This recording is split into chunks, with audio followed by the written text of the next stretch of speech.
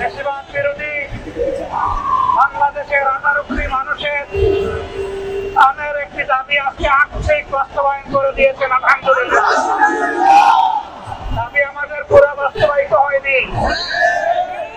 July proclamation এখনো আসেনি, বিপ্লবের পূর্ণাঙ্গ ঘোষণা এখনো আমরা পাইনি।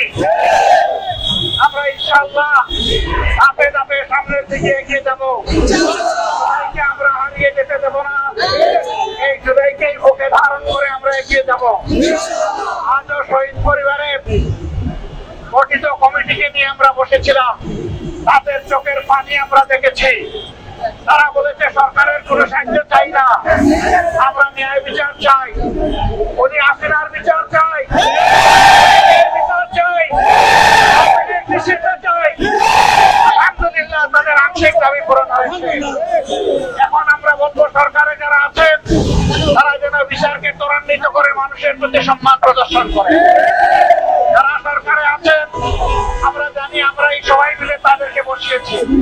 যেহেতু জনতার আকাঙ্ক্ষা বাস্তবায়নের এই সরকার, কাজেই কোনো চোখ রাঙানির উপেক্ষা না করে তাদেরকে জনগণের প্রতি সম্মান দেখিয়ে সবগুলো ন্যায্য দাবি পূরণ করতে হবে, বিচার করতে হবে।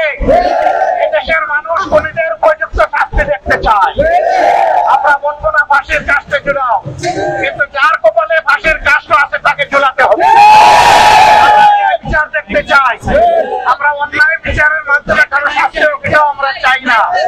আবার কেউ যাতে ন্যায় বিচারকে ফাঁকি দিতে না পারে সেটাও আমাদেরকে লক্ষ্য রাখতে হবে।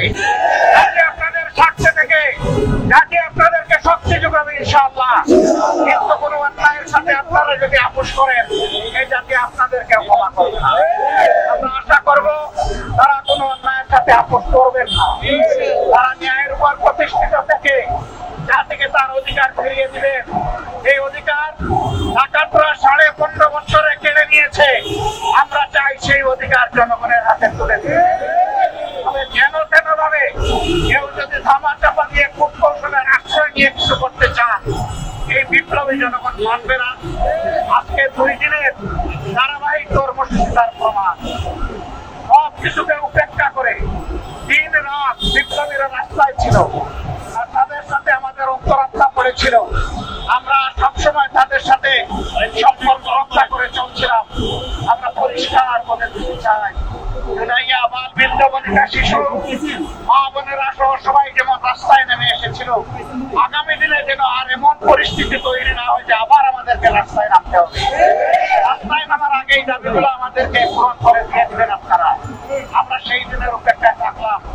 আজকের অধিকার বাস্তবায়নের আয়না আওয়ামী লীগকে নিষিদ্ধ করা, এই দাবিতে যে বীর সন্তানেরা ঢাকা সহ সারা বাংলাদেশে আন্দোলনে ঝাঁপিয়ে পড়েছিলেন, আমি আরেকবার সেই বীরদেরকে বিপ্লবী অভিনন্দন জানাতে। জাতি একবার রক্ত দিতে শিখেছে, সেই জাতিকে কোনো কিছু দিয়ে তো মানা যাবে না। রক্ত আমাদের সন্তানেরা দিয়েছেন, রক্ত দেওয়ার জন্য আমরা প্রস্তুত আছি। তারপরে ইনশাআল্লাহ এই জাতির অধিকার মহান আল্লাহর সাহায্য নিয়ে আমরা আদায় করে ছাড়বো। সবাইকে বিপ্লবী অভিনন্দন। রাজপথে আন্দোলনে আবার দেখা হবে।